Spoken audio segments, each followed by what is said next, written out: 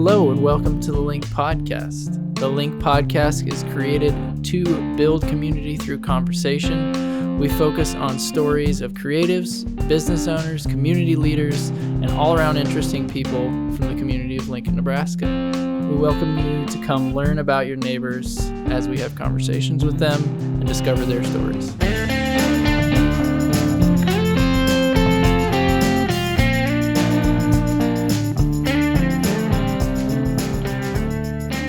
Magical. It's real good. They make strong mimosas also. Yeah.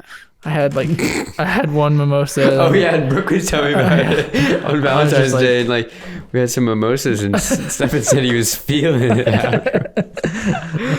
Well, guys, if you can't tell what we're talking about Gabe from Honest Abe, Sebastian's Table, etc. And ground up. The ground up. That's what you call ground it. Up. Yep. That's their parent company. Yeah. I didn't ever realize it was a thing until I walked in the door today, actually, I went to Honest Abe's before this. That's awesome. Just because I was like, oh man, I'm hungry. Like, what sounds good? Honest Abe's does. Always does. Made sense. It was on their door. It was a little ground up company or whatever it was. But yeah. So now I didn't know that. Now I do. Yeah. I mean, I feel like this episode is just really cool to just see not only just the business side of it, but also just the people side of it that they focus so heavily on. Mm-hmm. And it shows in what they do. Not only is it amazing food, but it's also an amazing place to be and hang out. Yeah. Which is what you guys will learn, very important to them. Yeah. It's super cool. We go in depth from starting a food truck with a $30,000 loan and hoping it works to 4 Honest Abe's locations. Yeah. And now Sebastians. Sorry if that's wrong. And Sebastians. It's super cool. It's a fun story. Hope you enjoy it. Yeah, hope you enjoy it. Also, if you guys enjoy it, don't forget to share it. Come on. I want to see that support. Just like you share food with your family, you share this podcast with your family. And your friends. And the siblings you don't even like. And all the people that follow you on Instagram that you don't follow back because you're too cool to do that. Thank you. Hope you guys enjoy this one. As always, this podcast is sponsored by Carlson Projects. Living in a home that doesn't suit your needs can be exhausting. Carlson Projects guides you in transforming your home into a place that gives you rest.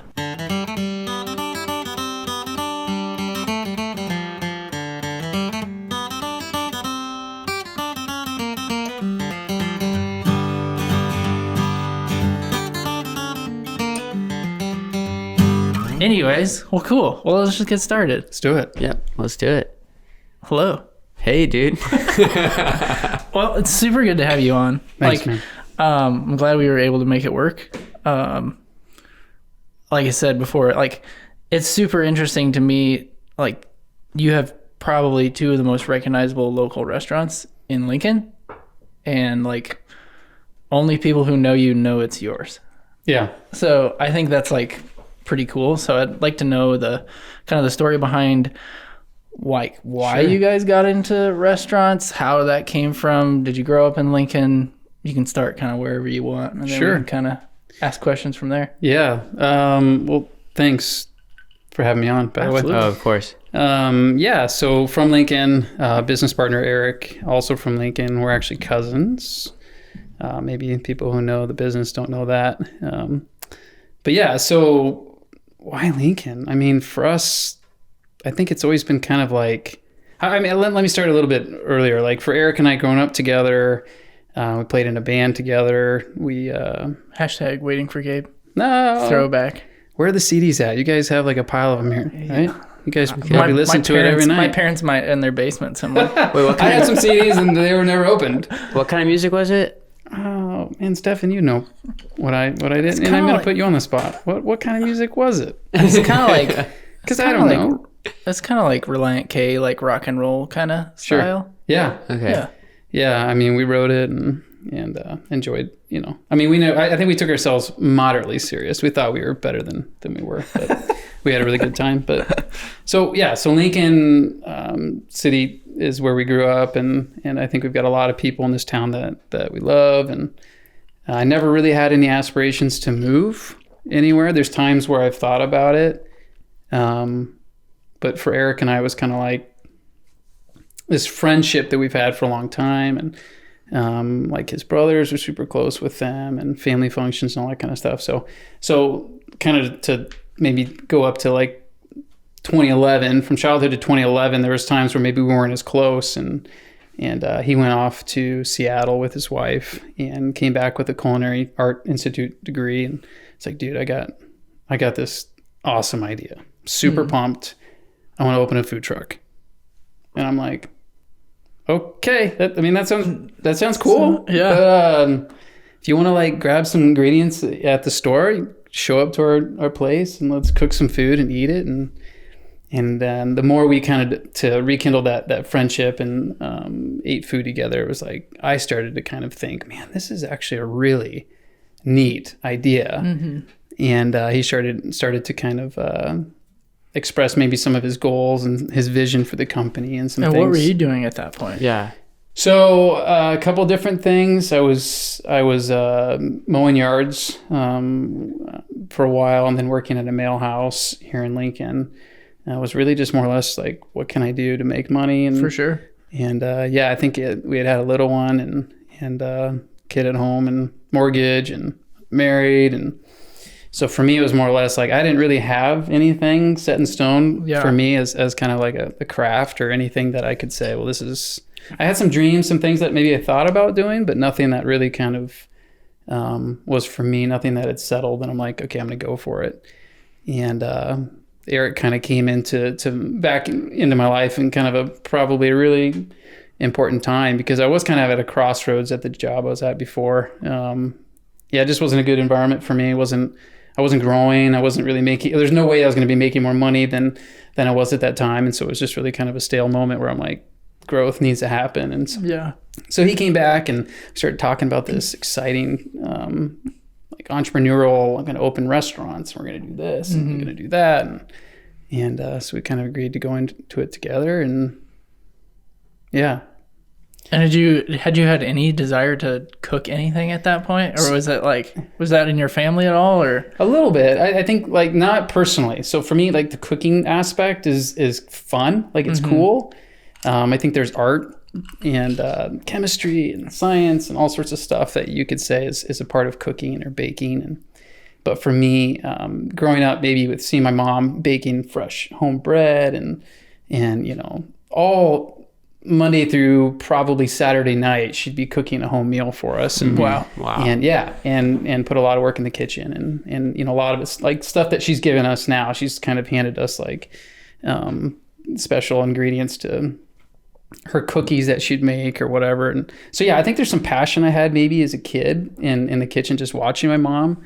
But it wasn't really something that I craved as much as I was more excited about being in a business where we had control of how we ran it, from the culture of the business to the right people that we hired to the path we could take. And some of those kind of things were more exciting to me than the food. So like, even I had a lot of friends that were like, dude, a restaurant? Like you're going to what? You're going to open, what are you doing? Because I had never actually worked in a restaurant. I'd never, I think a lot of these people who probably opened restaurants had been a chef in the kitchen and thought, man, I'm so good. My flavors are so great. I just need to open my own place. Yeah. And that wasn't my story at all. But much more Eric. So anyway. Yeah, not much of a. It's kind of that's cool. Yeah, I mean, for me, so like, sweet. Yeah, thanks, man. Yeah, like the journey for me isn't as much about, not just about the food. I love the food. I love like when my wife and I go on vacations. Even now with the kids, we like to explore, all sorts of different genres of food and different restaurants, and we kind of. It's like the best part about vacation. It's just how do you find the cool spots to eat. And it's like the first thing most people probably think about. Like, okay, we've landed or we've arrived to our destination. Like, what are we going to eat? What's for dinner? Yep. So. Yep. Absolutely. And I'm always like is there a local place that maybe has 4 stars that we could maybe try? And how do you find out? You get on Yelp? Never Yelp. No. It's just a whole lot of Google searching, I think. Okay. It's at least Google? When we Google travel in sometimes? groups, what do you What do you do when you're like with Brooke and It's you guys Google are traveling? sometimes, but it's also like, and I think Kyle would agree with this, but it's also like Instagram, like location of like where you are, and then just like clicking a hashtag and seeing some food, and I'm like, ooh, that looks amazing. Yeah, like there's this place I haven't been to in Iowa that I want to go to so bad. What is it? It's called Lincoln's Pub. What? Whoa. It's Ironic. in Council Bluffs. What is it that you've seen? Their pictures are amazing, Okay. and their menu items are like, I think, really cool. And they have their own like gigantic, like huge pizza oven. Like that's kind of the Like restaurant built around. Yeah. Nice. And I'm like, I want to go there sometime, but I've just never been. But I still follow them on Instagram. Yeah, like Instagram gives you kind of like a story. Mm-hmm. Like like something to follow. Yeah, like, and not just a story, but like literally like you get to read and learn about a place you want to go explore, and that's part of restaurants, right? Like you know, one of the things that people can enjoy about them is the experience they can have, and kind of takes you to a different place. Whether you're in Lincoln, Nebraska, and you're having tapas, and you're like, man, this reminds me of Spain. Yeah, experiences in restaurants are, I think, unique. Mm-hmm. So you went for a food truck. That was like the first thing that you were like, yes, let's start a food truck. Yeah. What was the process of getting into that? Because did he have like all the equipment and everything figured out? I feel like having a food truck would be like, I don't know, kind of a nightmare. Yeah. Oh, it's so all scary to me. All the time. I say it's like the hardest thing we've ever done. Jeez. It was just the two of us. So we had nothing when we started. We went to the bank, and the bankers looked at us, and they're like, "It's not a lot. You guys don't really own a lot. I'm not sure we're going to give you anything." In 2008, there was a pretty significant economy crash, and so we're starting this business in 2011. And they're like, "Well, you know, what are some things that maybe we could use as collateral?" And we're like, "My wife's car is worth something. Eric's wife's car is worth something, a lot more than our cars." Yeah. And so we kind of got to like I think it was $30,000 for a collateral loan. And within like 2 or 3 weeks, it was like 80% gone. So we bought an actual truck and a trailer and bought some equipment and so that's kind of how it started. And I remember walking out of that bank. And I hadn't even we haven't even spent anything. We had this money, right, on a piece of paper. It just says $30,000. I'm looking at like, what have I just done? Like, are we really going to do this? And were both of your families on board at that point? Yeah, I mean, I think that they were excited for what we were going to do, because we'd kind of expressed to them some of like what we aspire to be as businessmen, like things that we want to do in the future with a company. And I think that sometimes can sell people.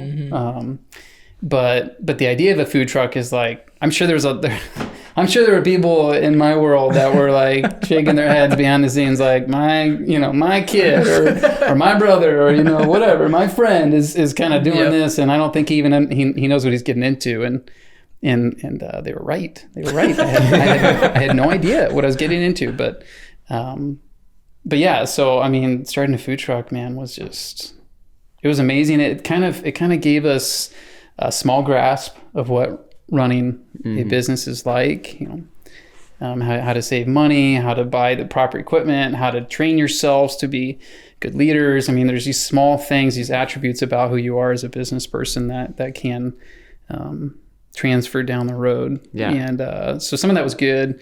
But like I said, it was really, really hard. Yeah, for sure. So you bought the truck, you got the trailer, you said the money was spent within 2 weeks or whatever. It was like a couple weeks, and like most of the money was gone, and we're like, okay, we've got to start paying that back at some point. Like we need to get this thing up and going. Yeah. And we already had a menu set. So like I said, Eric had been like when he came back from Seattle and he was excited about all this stuff, it was like, all right, let's make a sandwich. Like, okay, let's go. I'll go to the store, man. I'll pick up some ingredients. We'll be back.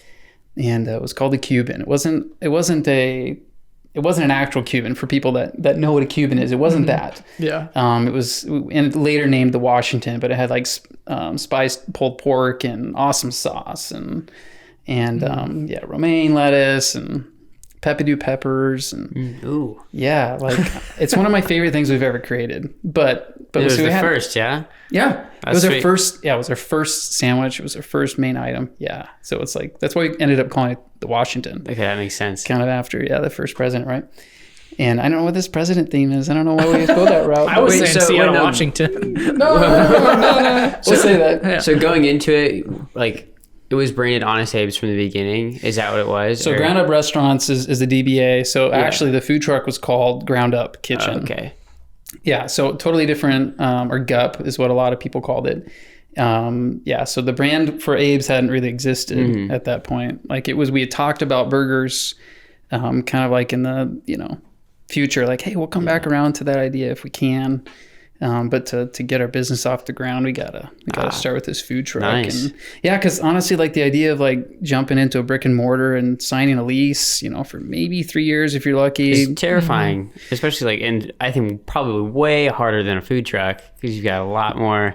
Responsibility, right? Yeah, you got a financial obligation to this contract you just signed. Whereas a $30,000 collateral loan was terrifying to me at that time. It's not as terrifying today thinking about it, but definitely in that moment, it was very real and understanding you have to owe this money and anyway. So so the food truck was fun. And we opened it in, I'm trying to think if it was, I can't remember the dates, maybe August of 2011. And it was closed a year, almost to the date of that. For good reasons. So we'd kind of launched Honest Abe's in that meantime. So Was it like automatic success? And then you were like, all right, we need to start this brick and mortar thing? Or how did the food truck? Yeah. No, it wasn't actually. So we were lucky to see maybe 2 or 3 people in a given lunch rush. So we'd open at 11 and then we'd close at 2. And where was it at? So like 8th and M, Okay. we'd park down there. Where else would we park it? Where there's a barbecue restaurant now off 83rd and O Street. We used to park in that when it was a different place, and we went out like maybe on Schaefer's, but so we had like 3 or 4 different spots that were private because we couldn't park in public properties. I know they're trying to change that now, which I think is cool, but back then it was like, okay, let's just find some places people are cool, and maybe we'll bring some traffic to their location, and they can get some sales, but. So that was it. But no, it was not. I mean, I wouldn't classify it as a success in terms of, customer acquisition and sales growth and none of that was happening. It was the reverse of that. Actually, we felt like we had a lot of people up front, and then it kind of, trailed off. Yeah. Interesting. Yeah. And part of that was the winter. I mean, we opened it in like one of the hardest seasons. Like you think, when do you want to open a food truck? Well, let's just open in the winter, right? Because we're in this big metal box, and I don't know. I don't like feeling my toes, for a couple hours. So let's just do that. And that's what we did. But it was worth it, man. That effort, the amount of effort it took for us to keep going. I mean, honestly, like that, sitting in that truck and not seeing a single person for 3 hours, and knowing that I just quit my job, and we had a lot riding on it. It's a tough, I've always looked back on those moments with a ton of fondness, because I'm like, it took a lot of guts, for us to do that. And I'm really happy that we did. So anyway, it wasn't a success in the other terms, but it did launch us into the company we have today, and it gave us some opportunities to grow. So I'm just thinking in my head as a business owner, I'm like you had 30,000 and then like on a loan essentially, and then like you said, it wasn't that many sales and whatnot. So how did you try and springboard that in? I mean, I guess a normal business owner might be like, man, this didn't work, so let's just close it down. Well, out of necessity, I think. Part of it was this dream, right? We've talked about this dream, Eric and I, for months and months and months leading up to. And I'm sure in that food truck you were just stewing, right, shooting out all the ideas, like, how do we get out of this thing? Yeah, well, we're trying to keep our cool, because there's times when you get pretty stressed, and we're looking at each other like, what have we done? But yeah, like, I think, part of who we are in 2020 in particular, we're kind of going back to the beginning, and what are some things that inspired us from the beginning. And those GUP truck days were kind of some of the most inspiring moments, really. We'd see these people come up to the truck. We're just so happy to be there. Couldn't wait to take their first bite of whatever they're about to consume. And yeah, like those moments were kind of like really important to our future, and they are, I mean, just as important then as they are now, definitely. But for us, it was like out of necessity, like, okay, we need to grow as a company. We can't keep doing this. My wife and I were literally making, paying our bills, our mortgage and whatnot through savings. So what we had saved up to, to the point of where we started this business, was kind of going away pretty quick. And we're like, this isn't going to work for long. And like I said, so the burger idea, Honest Abe's, was kind of something, not the name necessarily, but the concept of burgers was something we talked about in those months leading up to opening the food truck. And so maybe 4 to 5 months, somewhere in there, we decided, all right, we got to get this brick and mortar burger restaurant off the ground and get going. And so yeah, we kind of launched it not too far after that. What was the steps from the food truck? Like, did the name come first? Did the space come first? Like, I don't know. To me, those are super interesting things. Like, did the concept happen and then you were just like, yes, let's figure it out? Or like, how did it? So I would say the flavors came first. So like the things like the creations part of what Eric is, a lot of people know him as known him as being kind of this creative genius who was capable of creating these really amazing recipes. And we had done that. So that kind of came first. And that was part of the reason why we're like, okay, we're not going to give up on this burger concept because we've got really amazing ideas. But I don't remember if it was the location or the name that came first. But I know we were looking for spaces at the same time. We were mulling over different names for the burger restaurant. But we looked at a couple spots in Lincoln. And thankfully, my dad talked us out of one that was downtown that would have honestly, with the trajectory of where we are today, would have probably never happened. Wow. Had we went ahead with that first idea. It was just the rent would have been way over our heads. We wouldn't have been able to handle the overhead costs, and so thankfully started in that strip mall, right? Yeah. This is just a question that I guess would kind of hold on to is like, what did your dad say that made you not want to sign it? Because I mean, for me, like when I'm set on an idea, it's pretty tough to talk me out of it. Oh, for sure. Like what do you think? What do you think it was where you were just like, yeah, you're right at that point? I guess. I think it was that. And he probably made a joke about it because that's kind of who your dad is. Yeah. He probably did. Like the whole thing's a joke. Why are you guys doing this? No, I'm just kidding.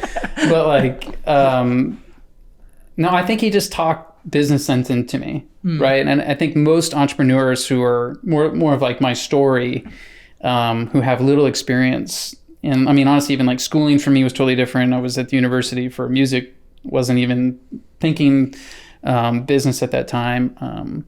I didn't really know. I didn't understand how that rent would totally tank the concept within a year or two, probably.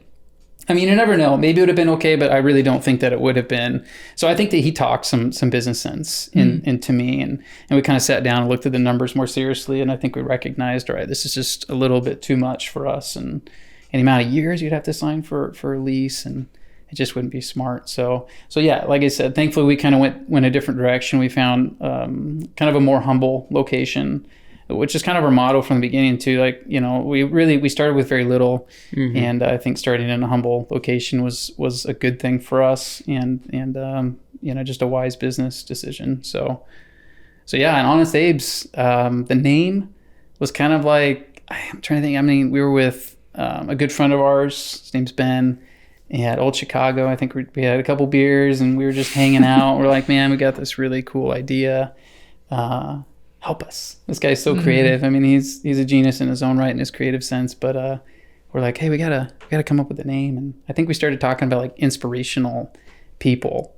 And I don't want to take credit for it because I don't really know who said it, but somebody said, what about Abraham Lincoln? And then somebody said, what about Honest Apes? And then we were so stoked. Like, we're everybody like, just was like, the table was yelling at that moment. Yeah, we're pounding the table, we're flipping tables. We're like, we all ran out of the restaurant, like without paying our bills. No, I'm just kidding. But like, but we were, And my like kind of rule of thumb for me is like, if I'm super pumped about something, give it 24 hours. Or if anything, just sleep on it. Wake up the next morning and you're still excited about it, you're probably right on. Yeah. And so that was like my recommend. I remember saying like, let's just wait. Let's not that it mattered anyway. It wasn't like we're gonna go like register the name or something with the state or anything. It was just like, all right, let's just wait. Woke up the next morning and I was like so excited. This is it. This is the name. And then Burgers and Freedom were kind of, obviously part of that. And yeah, so the branding is just, it's so good. Yeah. Thanks, man. It's like, it's just, it's insane to me that nobody else has done it. Like at that point, I don't know if you felt that way when you like came up with it or not, but I'm like, this could be a national chain as far as just like the name goes. I think it's hard to know what you have, right? I mean, I don't know. I think it's just hard to know exactly like how people receive the idea of it or the name of it. But absolutely, I think that it was something that we were like, all three of us were like, this is a winner. This name anyway. The concept had a lot of proving to do, but the name was a good start.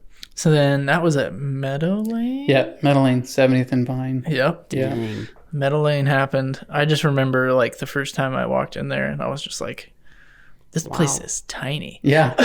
Oh, I think it was like 18 seats max. And it was always full, it seemed like. Yeah. It seemed like every time I was there, I was always full. Well, we were always paying our siblings and paying our family to show up. And we get news channel to show up right when we no, I'm just kidding. Yeah. No, we were fortunate to have, right off the bat, man, we just had, I think, Lincoln loves to try new things. There's like a new restaurant, new concept that's just opened. I feel like that first week, people like just flood that place, which is great. I think it's great. I think it's hard. It's hard. It makes it hard for the business. Yeah, well, for the people like we running just figured it out. Yeah, oh yeah, for sure. And that's why I always say, like, I think you have one chance to win somebody. Yeah. You have one chance.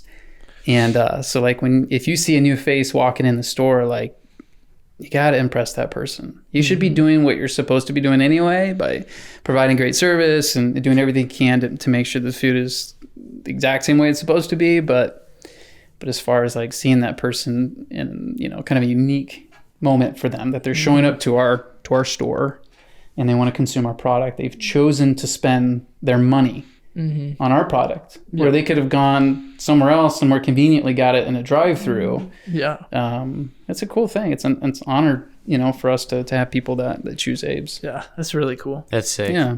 Did you so I guess within the first couple months were you just like, because you closed the truck and you were like probably somewhat disappointed in that? I was relieved because I was still running it. Yeah. I was like, man, I'm so tired of dragging this big trailer. And I got in a car accident. Somebody pulled in front of me and I ran into her. I mean, it was like, I'm so over this thing.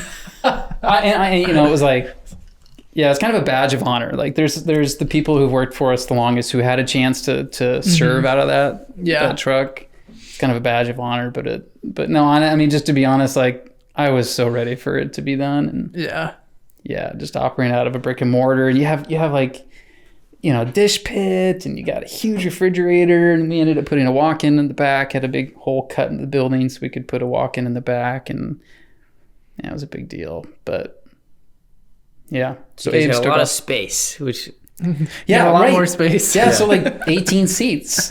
But so our goal from the beginning was, okay, let's just see if we can sell 50 burgers, just 50, just today. Really? And that was our goal. 50 burgers a day. Maybe we can pay a couple people to work for us, and maybe we'll make money too. Maybe. That was our goal. That's like 50 awesome. burgers. Yeah. And thankfully, we've been able to do more than that. So we were able to hire more people. And I would say within probably 6 to 8 months, we felt pretty confident that we had something. We had something. So. And then when did the thought, because it was like food truck, Honest Abe's, and then Sebastians? Right. Yep. Okay. So where did that kind of, okay, let me back up even more. Sure. What kind of, it seems like you and Eric both have kind of specific roles. It's like he's kind of like the mad genius that creates all of these things, and you're like, how do we make this happen? Right. So like maybe the visionary and like the integrator or whatever. Boots on the ground. Yeah. A little bit more of like the there's a book I read. It's called The Spark and the Grind, and I'm like, he's more the spark, and I'm more the grind, like day-to-day operational stuff, like with the staff, and he does that too. But he's definitely like, hey, I got this idea. His sweet spot. Yeah. Right. Yeah. And you need that. You need that in a partnership for sure. Yeah. So if it's not, if you're not the one person who has both of those things, and you got to have at least two people with something. Yeah. Yeah. Yeah. So was that like Honest Abe's was 2 months old, and he was like, we need to start this tapas place? Or or was it already even before that? Well, so like originally before we started anything, we're like, okay, we're going to open a burger restaurant, a tapas restaurant, and then some other restaurants. I don't want to say what they are because there's no reason to let the cat out of the bag, but there are other concepts that we thought this would be fun to either bring to Lincoln or to open in Lincoln. And Sebastian's Table was actually I think it was one of his final school projects that he worked on. That's pretty fascinating. Yeah. And he had been to Spain with his family years and years ago. And I don't know if that is what specifically inspired him for this concept, but like part of what I was talking about earlier and going kind of back to the beginning for what's like really inspired us in this whole thing is like an opportunity to really push the dining scene in Lincoln is like a legit thing that we care about. And Sebastian's Table is a tapas restaurant. Like people are like, what does that even mean? Like the education behind it has been really, really challenging. And when I say educating, I mean like the people that are sitting at a table. A guest is sitting at our table and a server's trying to explain to them, this is the concept. This is the restaurant, And so that's been challenging. And we knew that. We knew it was going to be hard. But we're like, man, Lincoln just needs to keep getting pushed. A little nudge here, a nudge there. And not we to like say to sit comfy. We do. Yeah. And I mean, I like the drive-thrus. I mean, I'm not going to lie and say I don't. I walked in here, I thought I smelled McDonald's. And I kind of was like, wait, somebody got a fry for me? But seriously, like, that's part of the excitement for us as a business is that we get to push the boundaries and in a way kind of force people who are in their cozy chairs to kind of try new things and experience maybe a different style of food that they've never had before. And so it's a neat opportunity, and that's exactly what Sebastian's Table is. It's more fine dining, absolutely, but it's all about like being with your family or your friends and enjoying special moments together. And for people like who maybe don't know any better, they're going to eat something there and they'll be like, this is the best thing I've ever had. Yeah. Yep. I don't know why it's better, but I know that it is. Yes. It's just better. Yeah. And I mean, food is subjective. People are going to be like, oh man, I still love, Pizza Hut. It's my favorite pizza. And I'm like, that's cool. Like, that's all right. Yeah. But I think people have Sebastian's and they'll sit there and like, they'll just love it. So undeniably, it's in my personal unbiased opinion, the best. I eat the slowest there. Oh, really? Yeah. Oh, so you're the one that's at the end. You're like, man, you ate all the Brussels sprouts. I don't like Brussels sprouts, but I like everything else. He doesn't like anything that's green. Yeah, pretty much. I have a very limited palate. Okay. But like we'll go there and I'm just like, one, I don't feel rushed, and two, like I just want to taste every single bite. Yeah. Like I actually want to like experience every single bite. So I'm not like just like, let's get it over with and get out the door. Yeah, and I think that we all kind of, and I'm just as guilty as anybody else. Like you sit down in a restaurant with your friends, your family, and you're just like super hungry and you're eating as fast as you can. You're maybe staring at your phone or you're not paying attention to your loved ones or your friends. And it's like, man, Sebastian's is like trying to push back against that. It's like, look at the person sitting across the table and have like a real meaningful conversation with that person while you're enjoying some of the best food that you've probably ever had. I mean, for sure. That's how I feel about it. You know, that's like, super I'm really passionate about this stuff because I think that's like part of who we are. For Eric and I, like the business and the idea behind it. It's like, this is what it's about. Food kind of, it's like, yeah, it tastes good, or maybe it's what I like to eat or whatever. But it's like, it's about bringing people together. Yeah, I think that's what Sebastian's does. I agree. I wouldn't doubt it. If we spend any money, it's on food. We were just my wife and I were talking about that last night. We're like, if we go and like, we don't splurge a lot on stuff for sure, but like we'll go and spend good money on food. Yeah, because it's just like, it's one, an experience, and it's two, like memories that we can make together. Yeah, like experiencing different things without like leaving the city. Yeah. So it happened downtown. Yes. So your dad's wisdom didn't step in there and was like, no, don't pay the Dad, where don't are pay you? that rent. Yeah. No, maybe it did, but, He did. but some of the maybe it did, but maybe he said something. But Abe's had probably taken over, and was like, oh, it's gonna be great. Abe's is gonna do well, so we can just open a different concept, and that'll be great as well. I don't know. I think that's probably one of the lessons that this last year was kind of the hardest for us to learn, is that growth can be amazing and providing of a lot of opportunities for not just ourselves, but the people that work for us. Mm-hmm. And it can also like derail things. Mm-hmm. It can make life really difficult. And so growth takes cash. Takes cash. Takes a lot of money. Yeah. Even if it's growing. Right. It's just like, where's all of this money going? Where is all the money that we need to keep it growing? Yeah. So Sebastian's table, and we did it really as frugal as possible. Like we were really smart with how we spent money there. I mean, we did almost, I shouldn't say almost, but we did a ton of the work. Mm-hmm. And we called around the city trying to get, some of the cheapest bids we could. And so we tried to be as smart and strategic as we could. Yep. To launching Sebastian's table, but we also wanted to do it right. Mm-hmm. So we brought on a lot of people in the beginning and thought we had a pretty good idea what we're doing. But food I thought was great. I think that once you're inside the building, there were some nuances to it that maybe were a little bit different. But for the most part, it was like, hey, this is cozy and cool. Mm-hmm. But things that we didn't know that would be difficult were really kind of time and place. So I, as I said earlier, I think we want to keep pushing the city and be like just a little nudge here, nudge there to enjoy a different experience maybe they haven't had. But we couldn't really afford that back then. We couldn't afford to sit back and wait for the city of Lincoln to catch up to a concept that we thought deserved more time. And so we kind of had this idea that we didn't want to do it, but we had this idea, well, if Sebastian's doesn't work out, we'll just open Honest Abe's here. So that was even like from the beginning, you thought maybe if it doesn't work, we have this thing that does work. Yeah. And I think we kind of joked about it, like, if Sebastian doesn't work, we just make it an Abe's. Yeah. With that, like really not wanting that to happen. Yeah. Mm-hmm. And as we kind of saw the writing on the wall, probably about a year and a half in, we're like, okay, we gotta make a change. We gotta be smart. And so obviously we did, and that was really hard, but a good decision. So a lot of the people, the business professionals of downtown, who we thought we'd be seeing on a regular basis over the lunch hour at Sebastian's, were there all the time. When Abe's rolled around, I see these people in business suits, and I'm like, come on, where were you? Yeah, 6 months ago, you guys were supposed to be. Yeah. But either way, I was happy to see people coming in to eat. Was it a thing that like? Because I know like there's businesses are like not like always keen on opening like a second location of the same business. Like, what were your thoughts on that? Like when you did decide to like open a second Abe's? Great question. So third. Yeah. And fourth. Yeah. And fourth. I was actually just at the fourth one like an hour ago. Oh, nice. And it was lovely. I thought I recognized that smell. No, honestly, so Eric and I never intended to open more than, like, we didn't ever want to duplicate an original concept. Mm-hmm. That wasn't the intent.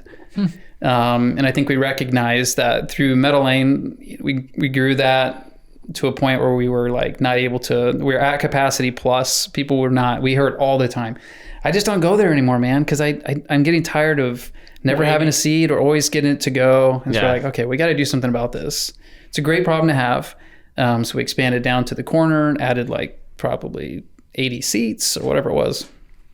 And that was a great thing. It was a really great thing. Similar story. I just don't go there anymore, man. It's like 15 minutes away from where I live, and every time I show up, there's a line at the door. And so that was part of it. It was like, all right, well, Sebastian doesn't work out. Maybe we could change it into an Abe's. So so originally that was never part of the dream. That was never part of like the business plan. Like, okay, we're gonna have one crazy concept that just goes amazing, and we're just gonna duplicate it.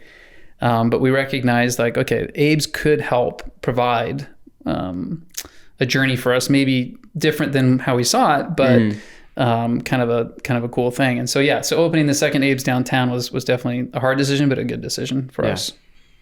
Yeah, that's when I heard you guys were doing, I was like, oh man, that makes a lot of sense. Yeah, because I'm like, I don't know, I feel like downtown is like the hardest place to do anything. It's kind of a black hole. Yeah. Just a little bit. I mean, I love the downtown. I don't want anybody to get mad at me for saying that. No, but like, I love downtown too, but for business owners, I just think it's the hardest walking place on to a tightrope. I something. feel like the entire time. we've heard so many times. Even the first time we opened Honest Abe, people let us know, well, good luck. It's not going to work out. I mean, I don't know how many times, countless times. Even the original Honest Abe's location, the first day, maybe the first or second day after we'd signed a lease there, and we had put all these pieces of paper up on the windows to kind of block the insides to kind of create a little bit of this excitement towards something. I walked out and this guy came out of the next door location and looked at me and said, well, what's going on in there?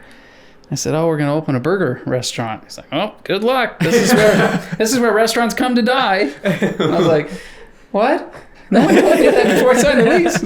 No, but I mean, I can't, can't remember how many times I heard that because I heard it so often. And similar story to downtown. People are like, oh, don't do that, man. It's not going to work. They got this restaurant down there and this competitor. And I've always told everybody, man, I know there's a lot of other restaurants out there, but nobody's doing it like we do it. Most definitely. And I think that Abe's is special for a lot of different reasons, but the flavor profiling that we do for our burgers is, I think, extravagant. Oh, thanks, man. Extravagant. It's unique. I From think the that cheap seats. extravagant. Yeah. Who was that?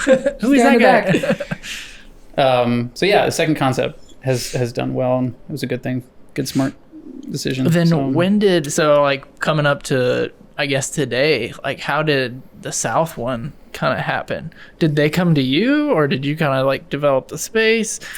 Again, these are all things that I'm interested in. Yeah. So if you have any questions, I'll ask. You can ask them. But you're cooking today. You got some good questions. I just love business, and I love talking with you about business because I know you're passionate about it. Yeah, thanks. And I like understanding where businesses come from and how they make their decisions. I think that's entertaining. So yeah. Sorry for the listeners who are like, this is so boring. This is all business talk. What's going on? But it's my podcast.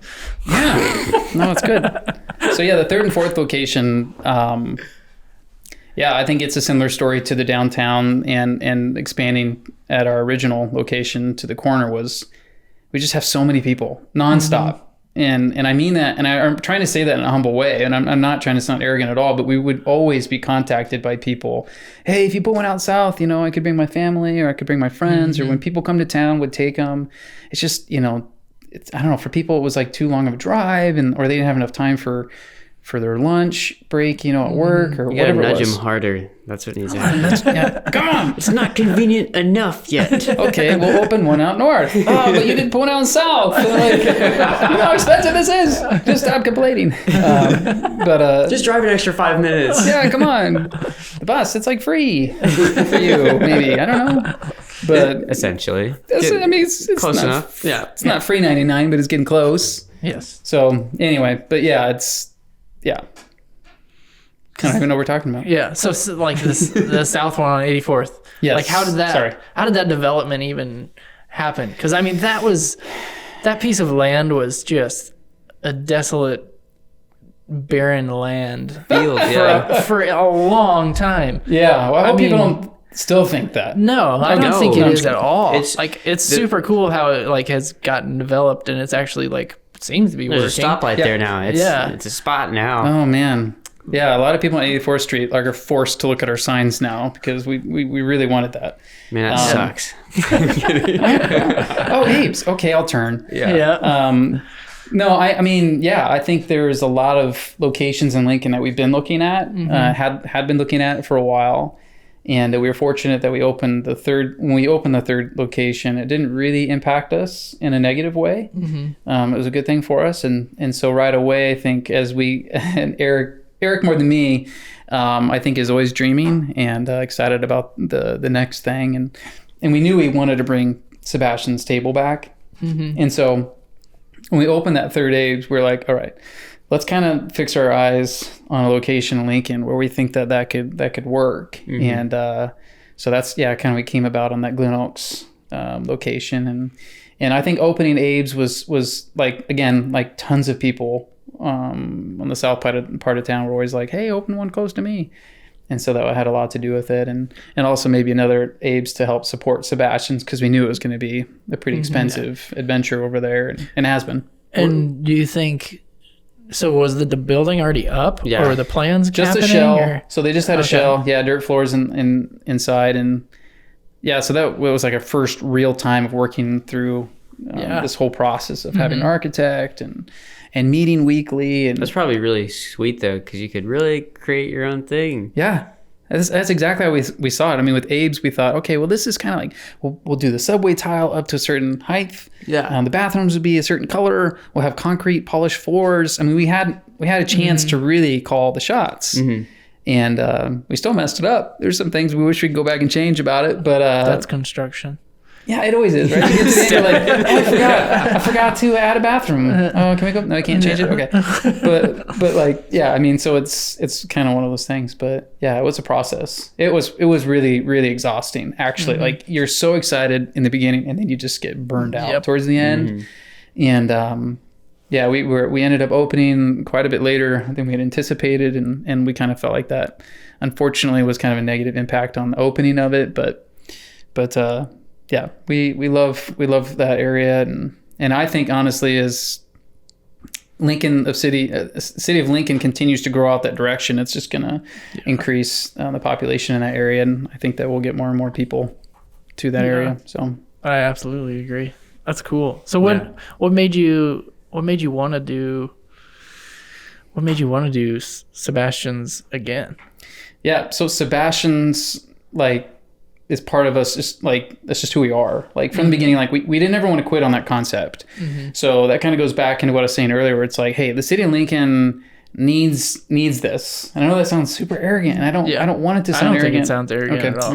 No. I like, there's a lot of people in the city that love good food and kind of are like, all right, I've been to this location, I've been to that location. All right, let's just go to Omaha, because that's like the other. Yeah, that's the other restaurant we can go to, right? Because it's got a bunch of spots up there, and so that has a lot to do with it. And also, I think that like our dream was just to be the best. We wanted Sebastian's Table to be the best restaurant in town, and we're like, got to bring it back, because it wasn't the best. Obviously, we closed it, so we got to bring it back, and we got to work towards that goal again. And thankful we've been able to do that. So yeah. We had brunch the other day there, and I was just like, holy crap. Did you get too much food? It was so good. It was so good. We got like halfway through, and I was like, all right. Calling it quits. Yeah, I need to stop. Check. But it was amazing. Well, thanks. How did, like, you're in business with your cousin. Like, obviously you said you guys were close and kind of grew apart because he moved or whatever. Like, what's that like? Because I mean, I'm in family business, so I know there's like dynamics that are just different. Yeah. So like, would you, I guess, wade into those waters a little bit of like, what that's like as far as like being family and owning a business together? We had a lot of people in the beginning saying, "Oh, don't do that. That's a recipe for disaster. It's not going to work out." And again, I think just as I said, opening the business, I didn't really know what I was doing. I think that also I could say is probably true of the relationship with the business partner. You don't really understand what it is, but I would say it's fair to equate it to being married, in a certain, just a term of how committed you are to that relationship. And for me, there have been some hard times between Eric and I, but honestly, like, I could count on one hand how many times we've actually argued. For sure. Like, legit argued about something. We've been frustrated at things, and sometimes the frustration is less about each other as it is more about things that didn't work out, whether it was an employee or operational things, or Sebastian's Table not working the first time around, and we've done a lot of other concepts. We've had not cookie company. We've had cookies. We've done like catering, and we've done some of those kind of things that have probably created more stress. I mean, running a business in itself is very stressful. Restaurants is kind of, it's not, I'm never going to say it's harder than any other business, but it's a different beast. Yeah. It's got a lot of different moving parts and things that you can't control. As soon as you step outside of those walls, there's things that you can't can't control, outside of furthering training your staff and hiring the right people and all those kind of things. But yeah, I mean, so there have been some rough moments for Eric and I, but I think we've respected each other a lot. And I think there are things that he shines at that I know I don't. And for me, the perspective is to let him shine in those moments. Yeah. And there are things that he knows that I'm great at with people and communication, and he kind of backs off those things and kind of lets me run with them. And I think that's where we've kind of been able to define our roles a little bit, and that's helped a lot. So in the beginning, it was like, all right, Eric, what's next? And I leaned a lot on him and for some of the beginning stages of things. And now I feel like there's a little bit of, he's leaning on me for some of those things, which I think is great. So we've really kind of grown in that relationship as a partnership and respected what it is. And I think that's helped a lot. But it doesn't mean it's ever easy. I think there's certainly been a lot of hard times. And like you were just saying, family, I think kind of only magnifies issues. Yeah, absolutely. And it magnifies, but it also like puts them under the surface too. Because it's like, I know what's going to make that person pissed off. So I'm going to wait to share that because I want to show that I know what I'm doing. Like, just speaking from experience. Yeah, sure. Scott. But it's also like, it seems like that relationship has it's not, I don't even know, you could give a better cooking analogy, but it's not trying to mix oil and water. Like, it's oil and vinegar, or I don't even know what it would red be. Vinegar. Yeah, something like that, where it's like you guys have kind of figured out your roles, and now it's like meshed really well because it's like, it sounds like you know who you both are. Yeah. And it's like, you're really good at this, I'm really good at this, let's play in our areas. And I mean, that's the same thing with us. Yeah. It's like my brother Scott and I are both like really opposite people. I'm kind of more of the Eric and he's kind of more of the you. Yeah. So I'm like, you take care of people. Like, you do that and I'll figure out what's the next fun thing we can build, Right. So I think that's super cool. I think there are things about it from the beginning when we talked about like who we are, how we want to run the company, the kind of people we want to hire, the environment we want people to be working in. Like, we want people to feel valued, we want people to be respected, and we want people to be taken care of. And those principles haven't changed. Those core values of who we are were already there, like in the beginning, in terms of what was important to him and what was important to me. And I think that has a lot to do with partnerships working. So especially through the rocky times, because it's like, all right, well, maybe things aren't great right now, but at least we still agree on the core values of why this thing exists. Why does this thing even, open? Why do we continue to hire people and, have more guests in a restaurant? Like, there's some core values to that really matter to us. So foundational. Yeah. And just because even if you lost everything, you're like, we did everything in our absolute power to do it the right way. Right. Like, exactly. There was anything else we could do if that would ever happen. Yeah. And we've got to that point too, where it's just like, we had 2 fairly rough years, and it's like, we treated people the way we wanted to treat people. We did everything we could possibly do. It's like, okay, like, and we all still know the other person's not out to get somebody. Yeah. And there are things like certain conversational topics that have to take place on a regular basis. Yeah. Things that might make you uncomfortable. You're like, just keep talking about it. Yep. Like you were saying earlier, things that you know are going to get under that person's skin. It's like, it's good to keep talking about things like that, I think, in order to keep a healthy relationship. Yeah, that's super good. Yeah. Should we jump to questions? Do you have any questions? A few. So from our Instagram followers, whatever you do, if you've got any. I don't know if I got care to investigate. I did a bad job of posting on my story, but we've got one that says, have you ever thought of doing like a breakfast style restaurant? Oh, yes. So like anything associated in like the businesses that you have, some brekkie goods. We have, absolutely. It'd be kind of like your gutter palette location. Like you just anything and everything would be on the menu. Have you ever been to Denver Biscuit Company? Yes. Okay. I have. So good. I know. There was like one weekend I was in Denver, I ate there twice, and I was like so sick of like the idea of eating food, but I was like, I don't care. It was worth it. Like something like that. We've talked about that frequently. So yes, we have. I wouldn't say anything's underworking. You don't have to dive too deep if you don't want to. Yeah.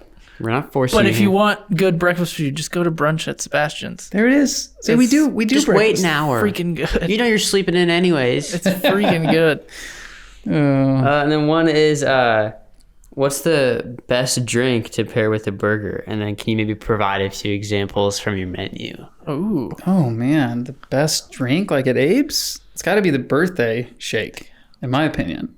It's got like a million sprinkles in it. So you suck out of that straw carefully. Because no, I'm just kidding. But like, but that's great. I mean, that would be my go-to personally. Otherwise, like for me, I'm just pretty classic. Like the Coke bottle, and I would probably personally, my personal burger favorite is the Fuzz. It's got pork belly on it, some spinach jam, it's onion jam with spinach, and or just the GBE, greatest burger ever. That's like the most popular burger there. That's why it's got the name. I know it. Come on. Dude, I can't get over your guys' sweet tea. Yes. What is it now? I should know. The apple cinnamon one. Dude, I get an Arnold Palmer with that. Ooh. Yeah. Stefan's, so we learned, we were watching some show, and so like an Arnold Palmer is just like regular iced tea and lemonade. But like with sweet tea and lemonade, it's called swamp water. What? Yes. So Stefan is the swamp water connoisseur. Oh, no. Like that's Southern tea right there, right? Yeah. Like sweet tea. Sweet tea and lemonade is called swamp water. Okay. I don't know. It's interesting. amazing. It's very good. It's so good. Because I'm a big, I'm a sweet tea guy for sure. Like I am born and raised in Lincoln, Nebraska, but will prefer sweet tea over any iced black tea any day of the week. 100%. Yeah. That cold tea that has no sugar in it. What even is that? Just water. Why? Why did you like mix dirt in there? I don't even know what it is. You say it's tea, but I don't know. It's water. Kinda. It's water diluted. Somehow it tastes worse than water. It's cold tea without sugar. It's like that's like and what then it you is. put ice in it, it dilutes it even more. You don't pay for that. Yeah. Do you have any like things that you would want people listening to know about you guys, or about Honest Abe's, or about Sebastians, or anything like that maybe would be something that would either sway them to go to your restaurant, or just like an interesting fact? I don't know. Yeah, and you can think about it. Man, I don't know. That's a good question. I think like maybe this is interesting from the consumer's perspective to know like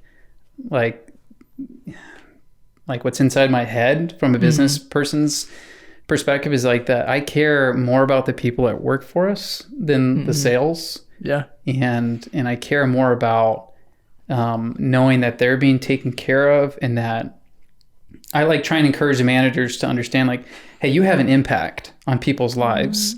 So like, yeah, maybe this isn't like the profession of choice for you. Like in 5 years, you know, maybe you're going to be doing something that you like really love and that you're excited about. You've always aspired to be like, that's awesome. I hope we can be a part of that journey.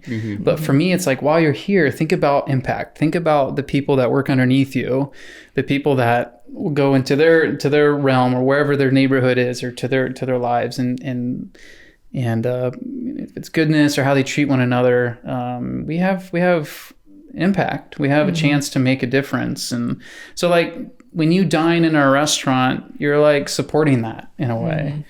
And I know maybe that sounds kind of cheesy or a little off kilter. Maybe that's not what people are thinking of. But like, to me, that's so important. Yeah. Running a business and having a bunch of people working for us is like a great honor, and we love it. But like, knowing that people who work for us can be part of making a positive difference in their community, I think is really much more significant to me. I tell people all the time that, 60 years, if I'm still blessed to be doing what I'm doing, I'll be really old. Maybe I should have went with 50 years. But so in 40, I'll go down 40 years if I'm still blessed to be doing what I'm doing. I really hope that I look back and and know that we did it for all the right reasons. Mm-hmm. So the way we treated people, provided opportunities for people, pushed creativity in our city. Like the people that worked here really enjoyed their jobs. Like they look forward to coming to work. Mm-hmm. They didn't necessarily love scrubbing a dish. They didn't love making that same burger 1,000 times the exact same way because Gabe and Eric won't let them change it. But like they really genuinely cared about their job and a chance to grow, learn life skills, stuff like that. So when people consume product in our stores, like that's part of what you're supporting. Mm-hmm. And so anyway. And I feel like I can see that the intention that you carry it with is maybe why like Honest Abe's is always busy. And I think that's like, it's another business in Lincoln, but it's like you guys have some sort of magic that is just like bringing so many people to like your guys' locations like every day of the week. Yeah, I mean, we're not as busy as I'd like. Sometimes I do appreciate you saying that, but I think like, I think people love local. They love like supporting people that they know. And Eric and I have been well connected, probably because we had like 10 to 15 people show up to the Waiting for Gabe concerts back in the day. Like there's just so many people who have like listened to our album, because it's so good. But honestly, like I think that's part of it. People just, they want to support something that they believe in. And so I appreciate you saying that, man. I think that maybe some people have heard that story and know Eric, or they know me, or they know some of the people that have like the diehards, the people who have been working for us for like 8 years now that they know their story and they want to support them as well. So, I think I always say like, everybody's always like, support local, buy whatever local, or, and I'm always like, to me as a local business owner too, I'm always like, that means local needs to be better. Yeah. And like 100%. I'm going to support local if it's better. Yeah. Like that's our job, right? I'm going to go to Chipotle if a local burrito place isn't better. Yeah. Like that's just how it is. And I'm a local business owner too. So go to a corporate company and get your remodel done, whatever. And we've heard that from people, right? And people have been like, man, it's the second time I've got my order screwed up or something. I'm going to go to, wherever. And I'm like, that's okay. I respect that. We're going to earn you back. We're going to make it right. Yeah. But I respect that decision. And that's what I love about it is like, it is better. And you are treated different. You guys are setting the bar. Like that's the thing. And that's like, to me, I'm like, okay, that's what local business should be. And that's what I think Lincoln needs to keep growing is like, I think of Goldenrod pastries too. Like awesome. Every time you walk in there, it's just like, their stuff's so good. Not only is the food amazing, but the atmosphere is amazing. Yep. So it's like, I'm going to support that. Absolutely. So, I don't even know where I was going with that, but I totally get it. Yeah. Yeah. Like being in the back end, it's like pretty cool to see. And like for like Goldenrod, it's like there's so much work that goes into running like a local business to like make sure it stays on top of its shit. Mm-hmm. It's like you've gotta just hustle. Yeah, and like the consumers, and most people don't see that. Mm-hmm. Or like the people who have never worked in a restaurant, like they just don't, or done construction or whatever. Like they don't respect the amount of work that goes into that. Mm-hmm. And that's worth it. Yeah, I think so. We also have one more question. Sorry, I didn't know that. You're totally good. I was almost, when you started asking that question, it was way too good of a question to cut off. I was like, hey, you should hold that in the air while I ask this final question.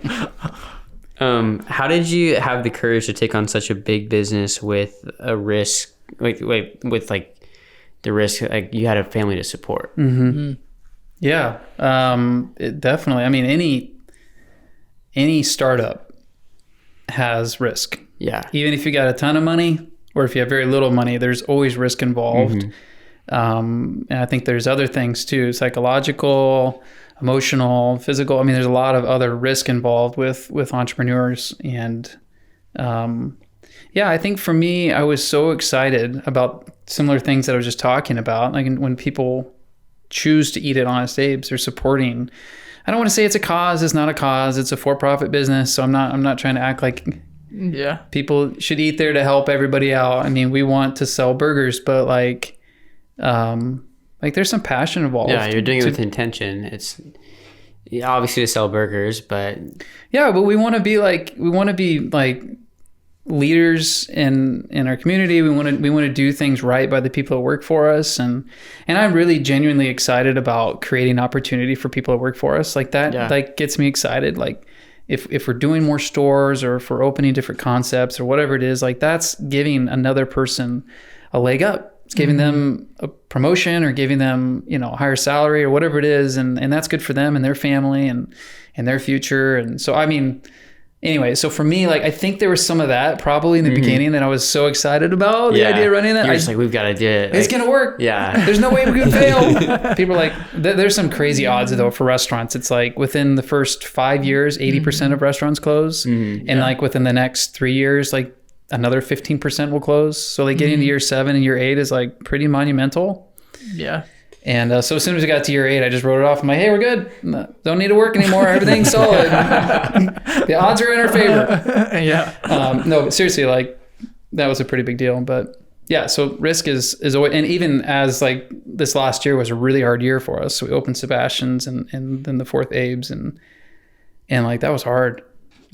Really hard. A lot of growing pains, a lot of like small like mistakes here or there that maybe caught up to us, and we've learned a lot, which has been good. But yeah, so it was all worth it though, I think. And for me to say, like, my wife from the beginning was so supportive. She was so on board with this, and I think that she's definitely been, you know, by my side, but also just as a business, she's always been supportive and excited about what we're doing. And so for me, like, that's meant a lot, because I think that if you don't have somebody in your corner rooting for you, it's really hard for people to always think, oh, I'm always self-made. I'm like, maybe you are, but no, you're not. You've had somebody that's provided affirmation. Tell me I am. I'm the best. But you know, I mean, so that's been key for me too. So, yeah, she's been really supportive. And, you know, most of the people in my life, loved ones and, you know, my parents have all been very supportive and excited.